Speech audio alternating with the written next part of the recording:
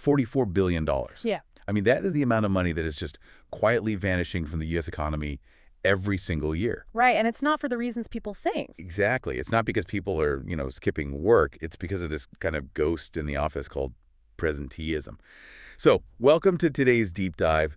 We're really thrilled to have you here because today we're dismantling this pervasive, honestly, intensely toxic myth. Oh, absolutely. The whole toxic positivity thing. Yeah, the idea that depression is just like a temporary bad mood or a slump or something you can cure by just, I don't know, being positive. It is a profoundly harmful reduction. I mean, when society treats a severe systemic condition like major depressive disorder or MDD as a mere attitude problem, we just totally deny the clinical reality. We deny what's actually happening inside their body. Right. Inside a person's body and brain. To understand why that, just smile more advice is so dangerous, we have to ground our conversation in hard clinical evidence. And that is exactly our mission for you today. We're going to explore the strict clinical mechanics of MDD, unpack those staggering hidden financial costs we just mentioned, and, well, we're going to look at a real-world care model. Specifically one operating in Georgia right now. Right. Coping and Healing Counseling, or CHC. We want to see how modern medicine actually fights back.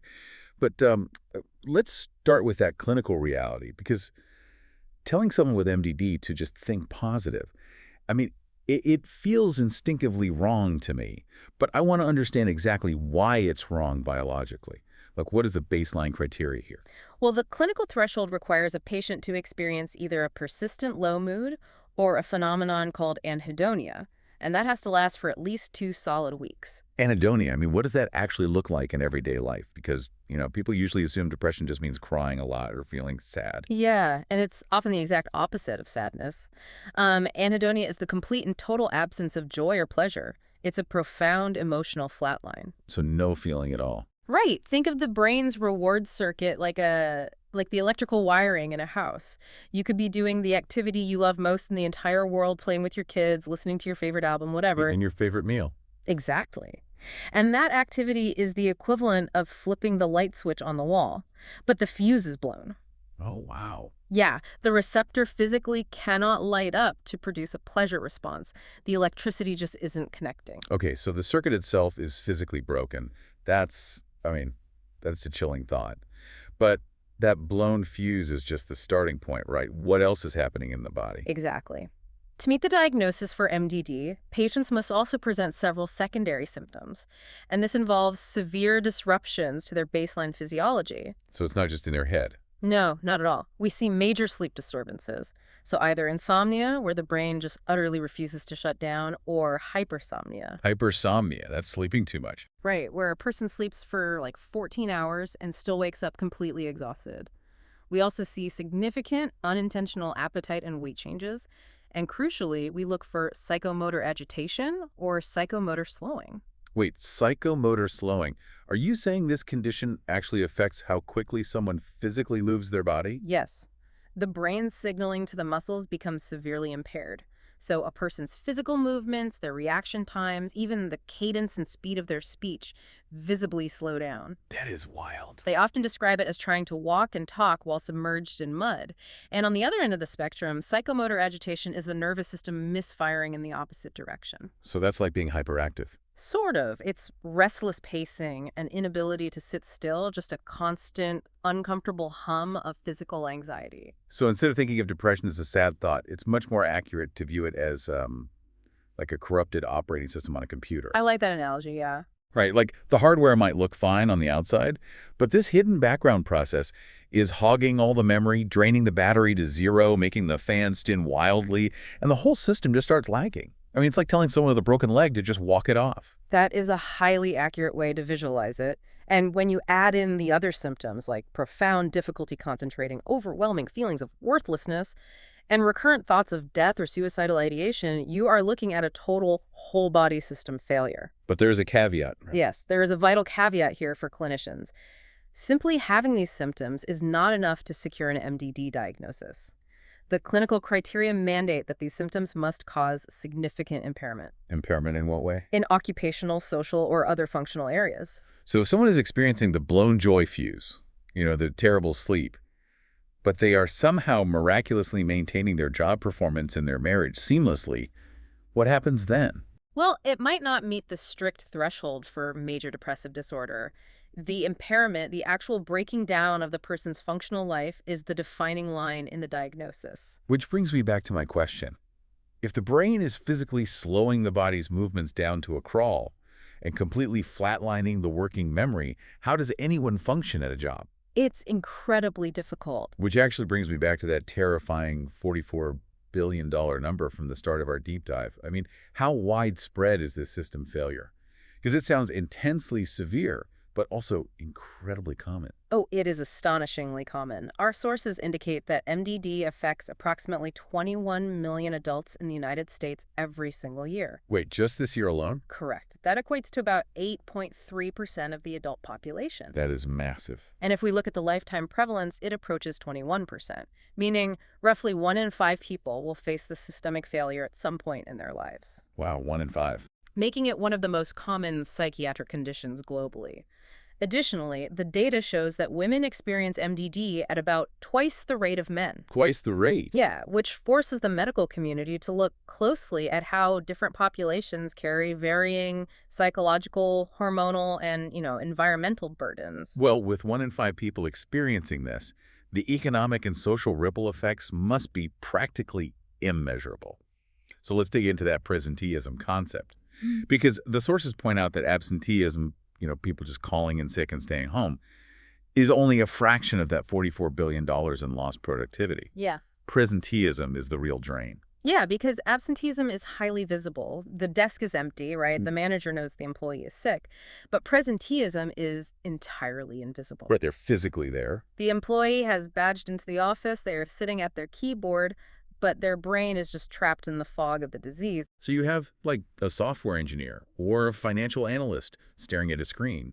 But because of that psychomotor slowing and the inability to concentrate, reading a single paragraph or writing a line of code that usually takes 2 minutes suddenly takes 45 minutes. Precisely. Their working memory is compromised, and their processing speed is dialed down to a fraction of its normal capacity. And they're probably trying to hide it. Oh, they are burning enormous amounts of physical and mental energy just trying to mask the fact they are drowning.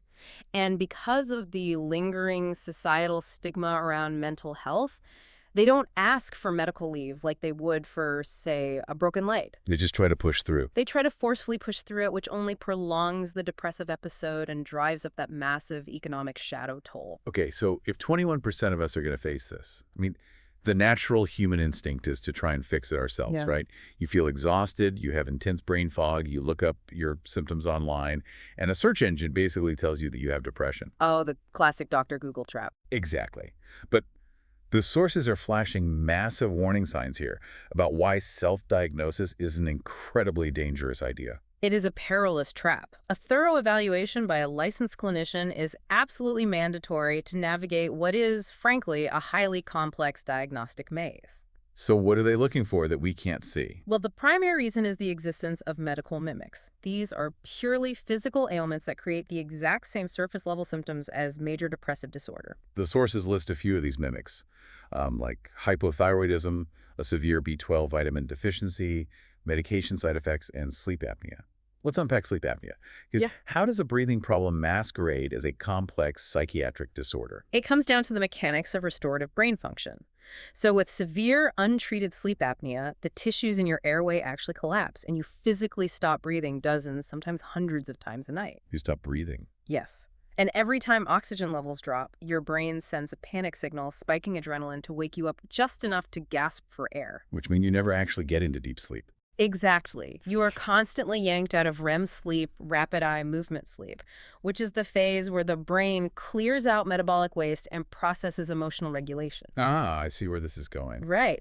If you are chronically deprived of REM sleep, you wake up with profound, bone-deep fatigue, a flat, irritable mood, and severe difficulty concentrating. Which looks exactly like the MBD symptom checklist. It mimics it perfectly. But if you assume it's depression and start taking an antidepressant for sleep apnea, it does absolutely nothing to keep your physical airway open at night. Because it's a mechanical issue. Exactly. You need a mechanical intervention, like a CPAP machine, not a psychiatric medication. A clinician has to run the blood work and ask the right questions to rule those physiological causes out first. That makes total sense. So trying to DIY your mental health can literally result in treating the wrong disease entirely. But there's another misdiagnosis danger mentioned in the sources that seems far more volatile, and that has to do with bipolar disorder. Yes, this is arguably one of the most critical junctures in psychiatric care. Bipolar disorder involves extreme mood swings. So patients experience deep depressive episodes, but they also swing into manic or hypomanic episodes. And mania is what exactly? Those are characterized by dangerous impulsivity, a severely decreased need for sleep, and racing thoughts. Right, so if someone goes to a doctor while they happen to be in the depressive valley of that cycle. It presents exactly like unipolar MDD, just standard depression. Uh-huh. But if a clinician or a patient mistakenly treats that bipolar depression with antidepressant monotherapy, meaning an antidepressant is prescribed all by itself without a mood-stabilizing medication to anchor the nervous system, What happened? it can be catastrophic. The antidepressant can actively launch the patient out of the depression and shoot them straight upward into a severe, highly destabilizing manic episode. Wow, wait, really? Just from the medication? Yes, it can trigger mania. So trying to fix it on your own or, demanding a specific medication without a full psychiatric history isn't just ineffective. It's like throwing gasoline on a fire you didn't even know was burning in the background. It is incredibly dangerous. Furthermore, a licensed clinician is required because they must systematically assess suicide risk. Right, which you can't do for yourself. No, that requires specialized, evidence-based clinical training to evaluate the imminence of a threat and to put a collaborative safety plan in place. You simply cannot evaluate that objectively for yourself or someone you love. Okay, so a professional has safely navigated the maze. They've ruled out the thyroid issues, the sleep apnea, the bipolar risk, and they have safely and accurately diagnosed major depressive disorder. What do we actually do about it? Because we already established that toxic positivity isn't on the menu. Right. We turn to highly effective evidence-based tools. So let's look at the therapeutic side first. The sources highlight cognitive behavioral therapy, or CBT, interpersonal therapy, or IPT, and behavioral activation.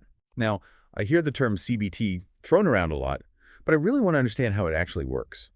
If someone is experiencing this systemic whole-body failure, how does just talking about it fix the corrupted operating system? Because CPT isn't just talking or venting, it is active cognitive restructuring. Restructuring. Yeah, NDD creates destructive automatic thought loops in the brain, like catastrophic thinking. For example, a patient makes a minor typo on a report at work, and the depressed brain instantly spirals to, I am a complete failure, my boss hates me, I'm going to be fired, my life is ruined. Yeah, the spiral. CBT teaches the patient to physically intercept that thought in real time, examine the objective evidence for and against it, and actively rewire the neural pathway to a more rational, balanced conclusion. So you're literally training the brain to catch and quarantine its own glitches. Exactly. Then there is interpersonal therapy, which focuses on improving relationship conflicts and social isolation that might be sustaining the depressive episode. But perhaps the most counterintuitive and fascinating approach is behavioral activation. Yes. I really wanted to ask you about this because looking at this from the outside, I'm just confused. If a core symptom is anhedonia, where the joy fuse is completely blown, and the patient had that crushing psychomotor fatigue, how on earth does a therapist actually get a patient to activate? It just sounds impossible. It is incredibly difficult, which is why the clinical mechanism behind it is so clever. In behavioral activation, we are essentially working from the outside in. From the outside in. Yes, the depressed brain tells the patient, I have absolutely no energy, going for a walk won't be fun, so I'm going to stay in bed. And because they stay in bed, the brain receives zero positive reinforcement from the outside environment, which only deepens the depression. It's a vicious, self-sustaining loop. So how do you break the loop if they have zero motivation? You remove motivation from the equation entirely. Wait, what? Behavioral activation doesn't ask the patient to want to do the activity. It doesn't expect joy. The therapist helps the patient schedule micro-behaviors, taking a 5-minute walk around the block, texting one friend for 2 minutes. Just tiny things. Tiny things. And you do the action despite the total lack of motivation. By forcing the physical behavior first, you slowly start to force the brain's reward system to re-engage with environmental stimuli. Oh, I love that. You act your way into a new way of thinking rather than trying to think your way into a new way of acting. Perfectly stated. And alongside these targeted therapies, we have psychiatric medications like SSRIs, selective serotonin reuptake inhibitors, and SNRIs. Let's clarify SNRIs quickly because SSRIs are pretty famous in pop culture, but SNRIs might be a new acronym for you listening. Of course, SNRI stand for serotonin and norepinephrine reuptake inhibitors. Both classes of medications work in the synaptic cleft, that's the tiny microscopic gap between neurons in the brain. Okay. They essentially block the brain from recycling these specific neurotransmitters too quickly. This leaves more serotonin, and in the case of SNRIs, more norepinephrine floating around in the gap to facilitate stronger, healthier signaling. But what does the norepinephrine do? It's particularly tied to focus, alertness, and energy, which can be absolutely crucial for patients suffering from that severe psychomotor slowing. Got it. So you are changing the chemical environment in the brain so the signals can actually get through the mud. And the sources point out that there's a gold standard approach here. For moderate to severe MDD, combining the therapy with the medication consistently outperforms using either one alone. Yes, it is a two-pronged attack. The medication acts as a biological scaffold, raising the floor and providing the chemical stability needed, while the therapy builds the stairs, unwiring the destructive cognitive habits. Okay, so we have these incredible, highly specific tools, Sure. but I'm going to push back here a bit. Sure. Because knowing these treatments exist feels a bit hollow if an average person can't actually access them. Yeah. A lot of specialized therapy is notoriously out of pocket, incredibly expensive, and frankly, geographically restricted to people living in major cities. You are highlighting the fundamental paradox of modern mental health care. We possess the science, but our delivery systems are often broken. However, our sources provide a fascinating case study of a model trying to solve this exact logistical nightmare in Georgia. And that's coping and healing counseling, or CHC. Right, and what immediately stands out to me is their delivery method. They are a 100% telehealth therapy practice, serving all 159 counties in Georgia via secure, high-pay compliant video. And from a purely functional standpoint, a telehealth model feels like the ultimate counterattack to MDD. How so? Well, think about the symptoms we just unpacked. If a patient is trapped in severe psychomotor slowing, dealing with that bone-deep fatigue, the sheer logistical mountain of taking a shower, putting on work clothes, driving 45 minutes through traffic, and sitting in a sterile waiting room. It's overwhelming. Yeah, they just won't do it. The physical barrier to entry is simply too high. That is a brilliant connection. The traditional brick-and-mortar infrastructure of care actively selects against the most severely depressed patients. CHC bypasses that entirely by bringing a culturally competent team of over 15 licensed therapists, so licensed clinical social workers, professional counselors, and marriage and family therapists directly to the patient's living room screen. And their scope covers individuals, teens 13 and up, couples, and families. And they have specialties ranging from trauma and PTSD to grief, anxiety, and of course depression. But I want to go back to my skepticism about cost. The financial piece. Yeah, because telehealth is wonderfully convenient, but if it's like $300 a session, it's still just a luxury for the wealthy. How does the average person afford this? Which is why financial accessibility has to be deeply integrated into the clinical model. CHC addresses this by operating strictly in-network with major commercial insurances, specifically Aetna, Cigna, Blue Cross Blue Shield, United Healthcare, and Humana. Okay. By staying in-network, patient copays typically drop to between $10 and $40 per session. Wow, okay. $10 to $40 is less than a lot of people spend on coffee or fast food in a week. That is real, tangible accessibility. And they push the barrier even lower. They explicitly accept Medicaid. For patients on Medicaid in Georgia, the copay at CHC is $0. Wait, $0? Zero. To be able to provide top-tier specialized mental health interventions to the most vulnerable populations across every single county in the state without them ever having to leave their homes or open their wallets is a monumental step toward health equity. That's huge. It means your geography and your income bracket do not dictate whether you can survive this illness. That is incredible.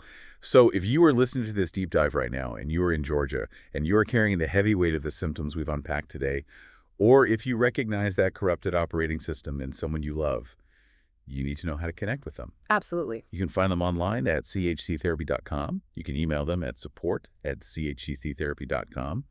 Or you can just call them directly at 404-832-0102. Again, that's 404-832-0102. Reaching out is the vital first step. You do not have to untangle the diagnostic mimics alone, and you certainly do not have to fight the disease itself alone.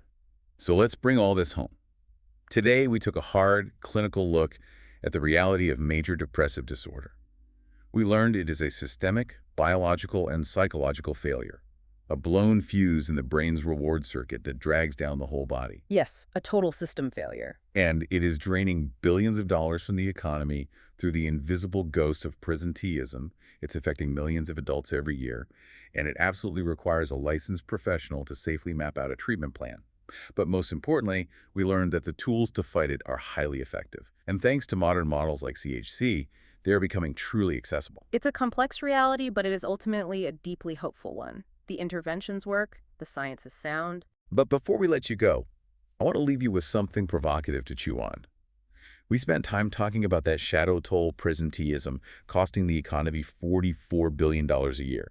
It really makes you wonder, in our modern era of remote work and relentless 24/7 hustle culture, how much of what we casually write off as everyday burnout or Zoom fatigue is actually an invisible epidemic of undiagnosed major depressive disorder? That's a fascinating question. Right. And if it is hiding right there in plain sight on our screens every single day, are our current workplace cultures actually built to help us notice it in our colleagues? Or are they just built to ignore it until the work stops getting done? Think about that the next time you log on for a meeting. Thanks for taking the deep dive with us.